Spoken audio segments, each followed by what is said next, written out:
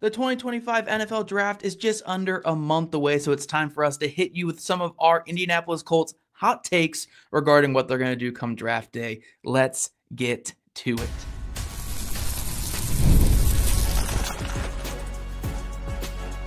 You are Locked On Colts, your daily Indianapolis Colts podcast. Part of the Locked On Podcast Network, your team every day. Thank you all for tuning in and making us your first listen of the day. This is your daily podcast covering your Indianapolis Colts, part of the Locked On Podcast Network, your team every day. Today's episode is brought to you by FanDuel. Right now, new customers can get $200 in bonus bets if your first $5 bet wins. And hello, everyone. My name is Zach Hicks, your resident film nerd and draft nerd over at horseshoehuddle.com. And my partner, Jake Arthur, is our credentialed boots on the ground, who's been making the run of all these pro day circuits the last couple of days. Now that Jake is back in town, though, we're excited to keep talking about this upcoming NFL draft. And today we're going to focus on some hot takes. We got to get the clicks. You know, you guys love our clicks. We love to get the clicks on the episodes here. So let's get a little crazy with it, Jake. Let's go some hot takes for what the Colts could do in the draft. So Jake's going to have his own segment to dish out a couple of his hot takes. I'm going to have my own segment where I try to one-up Jake as best I can. And then we're going to close it off with some this or that, where Jake throws some either-or questions at me, and I try my best to decipher them right there. So, Jake, let's kick it off with you with the hot takes here, because, again, I think you typically go a little bit more tame than me, because I'm the crazy one here. You have to be the reserved one on this episode, on all episodes. So, Jake, kick us off with some of your hot takes that I probably tack on even crazier takes on top of. Well, so I think the Colts are in kind of a spot this year where it's really best player available everywhere. There's not many positions where they're loaded. Like, you can't rule out many things. Like, probably not going to take like receiver, running back super high, but I'm going to say that they're going to double dip at two different position groups this year. They're going to go O-line. They're going to get at least two guys, and they're going to get at least two defensive linemen. So more than half of their draft class is going to be spent in the trenches. Yeah. So we know they want competition there, and to neglect these groups would go against everything Chris Ballard stands for. I also think, looking at the Super Bowl, all teams should be trying to be as reinforced as possible in both areas. So just by going off of the Colts' desire to build more competition and depth and accountability everywhere, right now, after you've lost Ryan Kelly and Will Fries, you're shooing into first-time full-time starters into their spots in Tanner Bortolini at center and Matt Gonzalez at right guard. So those guys haven't necessarily earned it yet in the NFL, at least not to the point where you don't push them for competition. Like, I think you and I are both fine if they are the starters, but they can't just be handed that like Danny Pinter was, a few years back for a good example. So I think the Colts are going to do their darndest to be as reinforced on the offensive line as possible. Defensive line, they really need it just as bad. So Dayo Odeyingbo out the door to the Bears. And then you look around. So on the interior, obviously DeForest Buckner and Grover Stewart, they're both going to be in their year 31 season this year. You have Neville Gallimore and Adetomi Adebawore as your backups. So Adetomi, nice potential player, but has done nothing to not be, usurped in the lineup to this point. And Neville Gallimore has just been a guy, throughout his career. Like, he's fine. I think he'll give the Colts a little something, but again, hasn't done anything not to be replaced to this point in his career. So it makes all the sense in the world to like give these older guys a breather a bit, but to also not have this albatross in production when they do come off the field like we've seen in recent years. And then you look at the edges. Laiatu, you got all the hope in the world that he's going to be something, but then what else do you have? Kwity Paye, Tyquan Lewis, and Samson Ebukam are all entering the final years of their contracts. And then Ebukam is 30 and coming off an Achilles.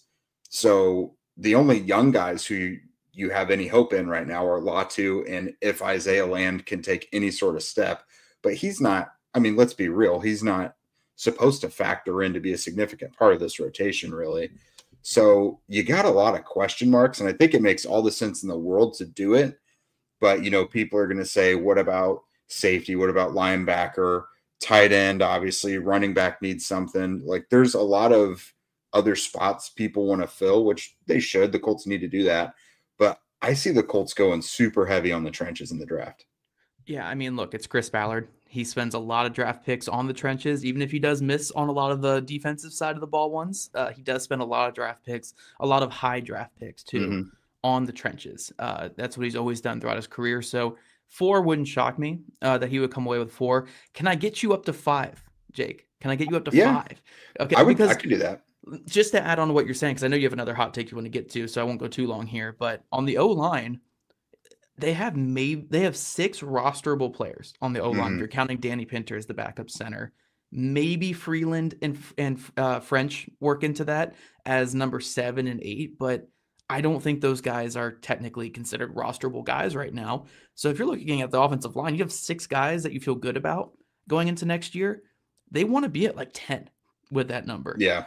So if there's like 2 to 3 picks on the offensive line, it wouldn't shock me because they do just need bodies in there. And Chris Ballard even said at the combine that he really likes this offensive line class's depth in like the rounds 3 to 5 range. So if rounds 3 through 5 are all offensive linemen, it wouldn't shock me because they just need more depth across the entire offensive line.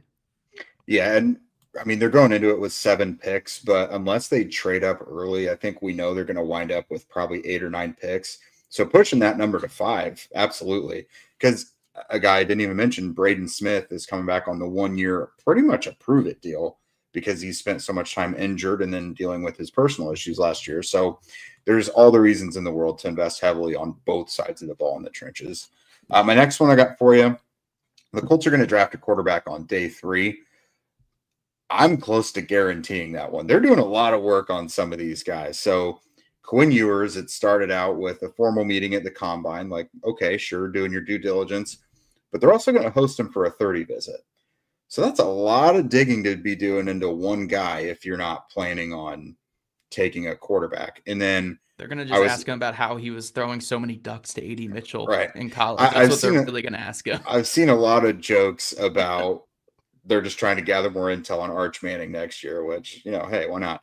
But I was at the Notre Dame Pro Day on Thursday, and Shane Steichen was there, and he pulled Riley Leonard over the side for a little one-on-one chat, and he was asking about how can you go through a whole year with barely completing any passes? That's what he was really going to ask. But is Riley Leonard not like such a good Shane Steichen style day 3 quarterback? For as good as the day 3 quarterback. Day 3, I mean round 7 or priority free agent. Like Jason Bean, sure, But no, and those aren't just the only guys either. I think some other day 3 guys who would fit the Colts. So let's see, Dylan Gabriel. I think the Colts could do a little something with that. I don't think the league's super high on him. Cam Miller from North Dakota State, and then the last one I'll throw out there. Where was he?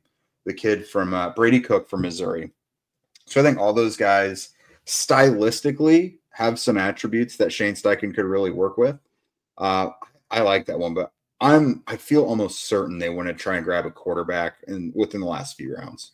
Yeah, so I'm fine with your hot take, and I actually agree with your hot take. I do think they're going to look at a quarterback on day 3. My hot take I'm going to build on top of that is taking a quarterback on day 3 in this class is stupid. I'm not going to mince my words on this. Even taking one on day 2 for this team. Look, everyone in the building right now, from Richardson to Steichen to Ballard, have to be all in on this season. They have to make the playoffs this year, and they might be gone. We don't know what the future holds with these guys, but they're closer to being fired than they are to being safe as of right now. Wasting a pick on a day 3 quarterback that in all likelihood is not going to touch the field this next season.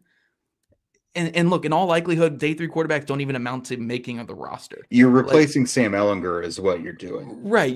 So like going out of your way to do all this work on your Sam Ehlinger replacement. And that's all this guy's likely going to be is another Sam Ehlinger at best. Like Sam Ehlinger is like the high end of a player that you take on day 3 when it comes to a quarterback, is being a guy who can start like 3 games in his career and not be the worst thing that's ever touched the field. You typically get much worse quarterbacks than that. I think getting a special teamer or getting Like a guy like Jalen Carlisle, they got in round 5 last year. Mhm. Tanner Bordellini, they got in round 4 last year. Like, throw it at a position player that might become something, because the quarterback you take on day 3, the Riley Leonards, are not Yeah. like, look, if you want a practice squad quarterback, fine, but I wouldn't waste a pick on it. Just go get like the Canadian kid that was at the Senior Bowl in undrafted free agency. Taylor Elgersma. Yeah, have him compete with Jason Bean to see who gets to maybe get the veteran, the retirement bonuses or whatever at the end of their career because they played in 4 games. Like, let's just go for that for those guys. But a day 3 quarterback, look, I know they're fun in college. We all felt like the Riley Leonards had a good college career for the most part, not a great past season, but he's not going to be an NFL starter at any point in his career. Like, roll with your 2 guys that you invested in, and don't waste a pick on a quarterback. Like, if it all fails this year, get your quarterback next year when there's a new staff and a new GM and you have a top 10 pick, if it all fails this year. Yeah, I agree. I wouldn't do it personally. I do think it's a waste of a potential impact player because, again, your competition is between Daniel Jones and Anthony Richardson. It's not between those 2 and Jason Bean and player X from day 3 of the draft. So I agree, but I think it still might happen. So coming up, guys. I agree. It could happen for sure. Zach, here in a moment, is going to fire off his hot takes. March Madness is here. March Sadness for some of you, whether you're betting and it's not going well or your team is not in it. But anyways, FanDuel is giving you guys a chance to get in on the action like never before. Right now, new customers can get $200 in bonus bets when your first $5 bet wins. That's 200 extra bucks to use on everything from buzzer beaters to Cinderella stories and even who's going to cut down the nets. You guys, Sweet 16, Purdue, what are you thinking? Let FanDuel know what you're thinking with your dollars. They make it easy to back them with spreads, totals, and game props. With tournament games happening all the time now, there's pretty much always something to bet on. The FanDuel app is simple to use, and when I win, I get paid instantly. I don't have to do all that waiting. So visit FanDuel.com and get in on the college hoops action all tournament long. All right, Zach, you like to get a little more reckless with it. I can be more reserved. I try to keep myself tethered to reality, but not you, my friend. I would like to hear what hot takes you got for us today. Yes, thank you for that kind opening there, Jake. All right, my first one I'm going to start off with is one that's more of a hot take to Colts fans, because I think anyone who like works within the league or stuff like that would agree with what I'm about to say, but Colts fans never like saying this when it comes to round 1, and that is, in this draft, the true dream scenario in round 1 is not taking Tyler Warren, it's not taking Jahad Campbell, it's not taking anybody at pick 14. It's moving back. It's trading back in this draft. And I'm not going to say that this applies to every single draft, but in this draft in particular, I just don't see it, man. Like, don't get me wrong. If the Colts take Tyler Warren at 14, I'm not going to sit here complaining. They're getting a good player at 14, a good, solid football player. If they take Jahad Campbell at 14, that's one of my very few blue chippers in this draft. But when we're looking at that pick at 14, especially when it comes to like typical first round picks, especially typical first 15 picks, taking an off-ball linebacker when typically those positions are easier to find on day 2 and day 3, and same with tight end, again, much easier to take on day 2 and day 3. I do think that like we're looking at a very weak draft here, especially at the very top. Like, you have your Abdul Carter, you have your Travis Hunter, but after that, you don't really have blue chip players at premium positions. You have to go and get a solid tight end prospect like Tyler Warren, who's not even what Brock Bowers was last year. You have to go and get Jahad Campbell, who is awesome, but he's an off-ball linebacker, and most of the best off-ball linebacker picks come on day 2 instead of day 1. So you are taking a big risk either way. When you get a draft like this, for me, I would prefer to just stockpile as many shots as possible in the top 100. So if they can move off 14, even move down quite a bit from 14 and pick up more picks in that 30 to 100 range, I think that's way more valuable than taking a guy at 14. Because for me, when I look at this draft class in particular, I don't think there's much of a difference between the pick at number 10 and the pick at number 50. And I know that's a steep fall, but for me, like, I just don't see the talent in this class, especially at like premium positions. Like, again, tight end and linebacker, I love Jahad Campbell to death. He's one of my favorite players in the draft. I really like Tyler Warren. I think he's a really good player. But for me, the difference between Tyler Warren and Mason Taylor is not so vast that I wouldn't want some extra day 2 picks, like, so I think the dream scenario should be moving back in round 1 for Colts fans. But I know that's going to get me slaughtered by the fans here because nobody ever wants to trade back. They always want to move up for that premium talent. But for me in this draft, there really isn't that premium talent at the top of the board. There's no Malik Neighbors in this draft. There's no Brock Bowers in this draft. There's no Rome Odunze in this draft. It's a lot of just fine at the top of the board outside of Abdul Carter and outside of Travis Hunter. So I would prefer to just move back, and I would rather the Colts have 5 picks within pick 25 to 100 than have 3 picks in between pick 14 and 100, if that makes sense. I agree with that. Like, unless, again, if Tyler Warren or Jahad Campbell were there at 14 and they moved back, I would not love that. But like you said, let's say you move all the way back, like half the round to about 30 or something. You got Mason Taylor and you pick up a couple extra day 2 picks and you stockpile it with Carson Schwessinger, Donovan Jackson or something. You like fill up with a bunch of guys who like are going to be, on the first round board for other teams or something. Like you said, I've been hearing that there is a big drop off after like the top 10 in the difference between players and where their grades are. Jim Nagy said that at the Senior Bowl, and it hasn't changed. Like, we're not trying to manufacture blue chip players. There just only are a few. Like, even the quarterback class, there's very QB needy teams up at the top, and they're still willing to move back. That tells you all you need to know. So I agree that this is definitely a draft to move back if what you love isn't there at 14. Because, like, I would love to stick and pick if there's a couple of the right players there. I mean, you could have a situation like last year where someone who is like considered a top 10 lock most of the draft is there, like Will Campbell or, of course, I can't think of the DT from Michigan right now, Mason Graham. But, like, there are possibilities. But overall, like, I think there's a ton of value in just sliding back and gathering more top 100 picks, like you mentioned. Yeah, I will say this regarding this year's draft. Like, the reason why this is my hot take for this year is, outside of Abdul Carter and Travis Hunter, I don't think there is that guy I prefer to have over the trade back. Even a Will Campbell or a Membo, who I think are awesome players.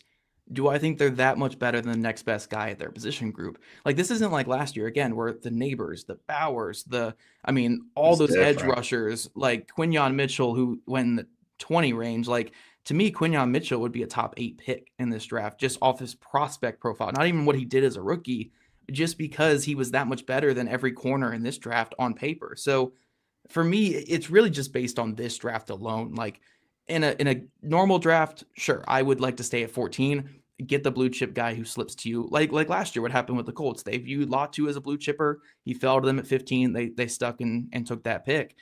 This year, I just don't think there's that many blue chipper. I think there's 2 in this draft, and I don't think either of those guys are going to come close to the Colts. So that hot take is purely based off of this draft. It's not off of everything. I got a little long-winded on that one, so I do want to sneak in this last one under the buzzer here. But Please. My other one is, if the Colts miss out on taking a linebacker within the top 100 picks, that's fine. That's fine. And I know linebacker is viewed as the second biggest need on the team right now, and I completely understand that because obviously tight end is the number 1 need. But for me, when it comes to this linebacker class, I hate to say this, but for me, it's like there's like 2 guys. It's Jahad Campbell and Carson Schwessinger. Jalen Walker as well. But that depends if you see him as more of an edge or. Yeah, he's like a Frankie Louvu for me, like off ball and edge, more of an edge. But outside of that, I don't really want to take anyone else in the top 100 in this draft. I've tried to talk myself into multiple other linebackers within that top 100 range, but I'd rather just take better players there. The Colts don't force it at linebacker. Like tight end, they're in a situation where they have to force tight end. They absolutely have to force a tight end pick, and it stinks. You never want to be in a position that you have to force a position pick. But linebacker, look, I'm not saying this linebacker group is perfect right now on the Colts, but Zaire Franklin, Jalen Carlisle, Shegu Alubi, like that trio is better than anything they have at tight end right now. So for me, if they miss out on a linebacker within the top 100 and they get another one on day 3 and maybe grab a vet that knows what they're doing on the market, I can live with that rather than panicking in round 3 and taking, Barrett Carter from Clemson, for instance, who I just don't think should be at round 3 pick. So not as crazy a hot take with that one, especially for Colts fans there. But for me, linebacker is a need. It's the second biggest need. I think they do need to target it. But for me, like if you miss out on Schlesinger or Jahad Campbell, I wouldn't really force it on day 2. Like just let the board fall at that point, grab a talented guy on day 3 and just go from there. Yeah, and I think there are some possibilities for day 3. Like you look at if Jeffrey Bossa, because of the position flexibility, becomes available there on day 3, he's one. Shamar James from Florida. We love Jack Kaiser. It looks like the Colts might have a little interest there as well. So like they have options on day 3. They're not necessarily going to be starters and they're going to fill a very specific role, but you're kind of looking to fill out special teams on day 3 anyways. Yeah. So I don't hate that. I think that's realistic. That's a position I could see myself doing a mock and winding up not filling that role. Yeah, no, for sure. Like I want a linebacker, don't get me wrong, but it's just unlike tight end, I don't think they're so pressed at that position where they need to take it. That's my biggest thing with linebacker that I really want to get out there to everybody. Yeah. All right, guys. So coming up, I'm going to throw some either or, some this or that. So I'm going to make Zach uncomfortable because I'm giving him some options I know he doesn't like, but we're going to get to that in just a moment. All right, we'll start off kind of easy here, Zach. So would you rather trade up for Tyler Warren, let's say like 10 or 11, you got the Bears or 49ers, who I think could be willing to move a little bit, or move back into, say, 27, 28 or later for Mason Taylor? If we're talking 27 or 28 for Mason Taylor, I would probably prefer to do that. Especially, it kind of goes with my hot take I had in the second segment there. If we're talking 27, 28, now this becomes a really, really difficult question if you were pushing me to move back to like 19 and take Mason Taylor, because that's way too high for Mason Taylor. I really like Mason Taylor, but I can talk myself into like 28, 29, especially if you're getting, a next year first out of that trade back or I was going to say you gain picks in that instance. Right. Like you're gaining so many picks if you're moving back that far that I'd be fine with the Mason Taylor shot there in late round 1. But yeah, this would be an impossible question for me if it was moved back to 19 for Mason Taylor or move up to like 9 for Tyler Warren. Yeah. So if the trade back is far enough, I would do the Mason Taylor one. But if the trade up is only to like 12 or 11, it's still a tough one for me because I don't want to move up for a tight end in Tyler Warren, who I don't view as a blue chip player. I think he's a good player. I don't think he's a blue chip player. But I would prefer that than taking Mason Taylor at like 19.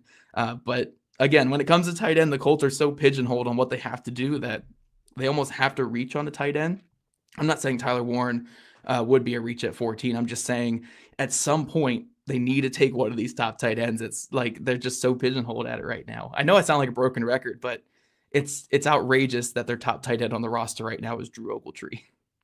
Yeah, and I don't have like a fervent feeling either way. All I know is they need to come away with a starting level tight end. Like I as much as I like a guy like Terrence Ferguson and like I think there are good parts to like Harold Fannin, like you can't settle for that. Yeah, or like Gadsden from Syracuse. Yeah, even Elijah Arroyo, I like there's things that concern me, but like you can't get past that like Elijah Arroyo tier and not have gotten someone.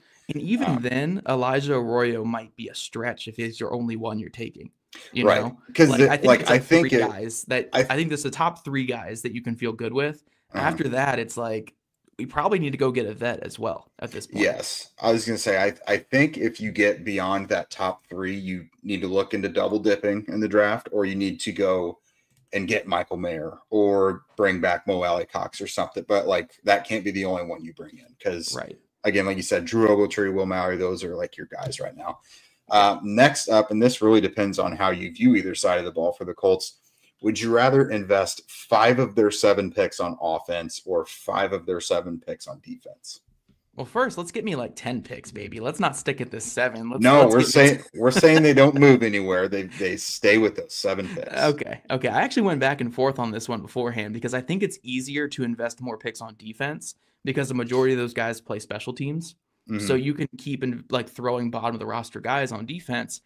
But honestly, because they spent so much in free agency on defense, and say those 2 none of the 5 picks for like the 2 picks that go to the defense are like a defensive tackle and a linebacker, I'd probably want to do the 5 on offense. Like just fill out the offensive line, get another running back in here, and then and a tight end as well, obviously. And then maybe get your quarterback pick in there, Jake. Get some practice, some camp arm in there to throw the ball around a little bit. So I think I would go offense here just because they had such a defense heavy free agency that I think I would want to invest a little bit more of the picks on offense, especially with the offensive line and tight end and honestly a backup running back being a pretty prescient needs on this team right now. Yeah, I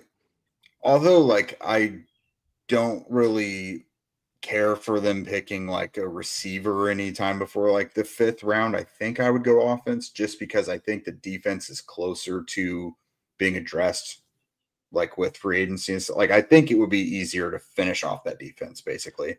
I think the defense is better now on paper. And I know it's crazy to say after last year, but I think the defense is better on paper than the offense. Mm-hmm. The offense, like they need a starting tight end. They probably need a guy who can compete to start at guard. They need a future right tackle. They need a lot, yeah. They need another running back. Like they do need a lot on offense or defense. It's like if the defense were to go into the season right now with who they have, they'd be like a middle of the road group, I think. They could survive, yeah. Yeah, the offense, I don't know if they could be a middle of the road group right now. So I'm also looking at this from the quarterback perspective. So you're having a quarterback battle, which means you don't love either of who you have. You're hoping Anthony rises to the occasion, but like you're not confident in either of them because you haven't outright gone and made one of them. You know what I'm saying? Right. So there's so many things that you can use those picks to support them as much as possible. Number one, they're not going to stand a chance if they don't have an offensive line. And Daniel Jones has almost never had an offensive line. So you would have wasted that $14 million in signing if you're not even going to give the dude an offensive line. And that's if he wins, of course. Running back, I think this has to be a super run-centric offense this year. So you probably need to draft someone within like rounds 3 to 5. And then tight end, obviously we've talked about. And I don't know how much room there is on the receiver depth chart. I would say probably none because like Gould and Anthony Doolin are your bottom 2, and I would say they're relatively safe. So what are you going to do there? But yeah, if you throw a bunch of resources at just supporting the quarterback as much as possible, I think that would be really wise. Yeah, no, I agree. All right, so now we're going to get to ones we don't like because I don't like this one, and I know you're not going to like it either. So the Colts are only going to pick between one of these 2 players. Is the only guys on their board at 14. You taking Nick Emenwari or Shamar Stewart, the super freaks? I guess Shamar Stewart just because it's a trench player. Like it represents if he hits, it's a good pass rusher. Yeah, it's just a trench player, I guess. But I wouldn't. I wouldn't take either of those guys at 14 for the Colts, but we'll see. Well, that's why this is supposed to be uncomfortable because you don't like the option. Okay. What's the next one? We got to finish. We got to wrap this up here. Let's do it. Okay. So would you rather take a wide receiver in round 2 or a running back in round 2? Running back with this team. But I do want to take this moment to say that I love Jaden Higgins so much out of Iowa State. One of my favorite players, but or Trey Harris too. Yeah. But with who the Colts have on the team, like, get me like a Travion Henderson and let's roll, baby. Yeah, I'm right there with you. Draft a quarterback in round 3 or wait until all the way to round 5 to get a tight end. So you're saying like Tyler Warren and Quinn Ewers or you're basically just all defense and then like Thomas Fedone. You're getting like basically Shuck, Milrow or Ewers there in round 3, or you're waiting until round 5 to address tight end.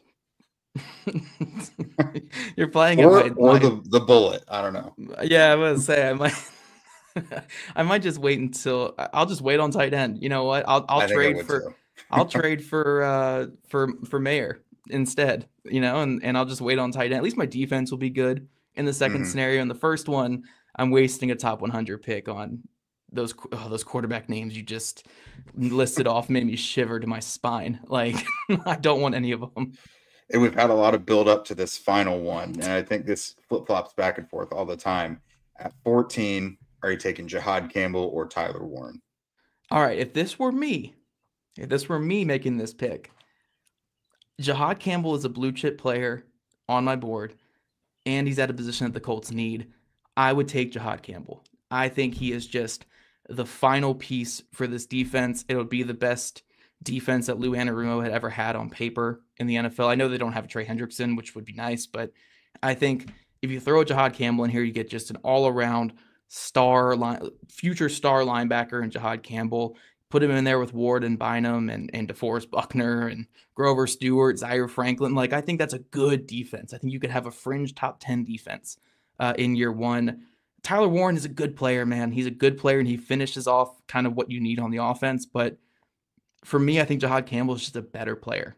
So I would go with Jihad Campbell, but it is close because the need at tight end is so massive. If you guys haven't heard me say that on this episode yet, but Jihad Campbell is just so good to me. Like, in this draft where the talent at the top is not there, for me, Jihad Campbell's a top 8 player in this draft. It's razor thin for me, but I cannot watch a non-functional offense anymore. Give me Tyler Warren. Then you've got Warren and Josh Downs that can both help move the ball forward and create some sort of rhythm on that side of the ball. And again, if either of these quarterbacks are going to succeed, you have to give them a little more. So as much as I love Jihad Campbell as well, and I picture an incredible defense, a year or two down the road with him, I think Tyler Warren is the more dire fit at the moment.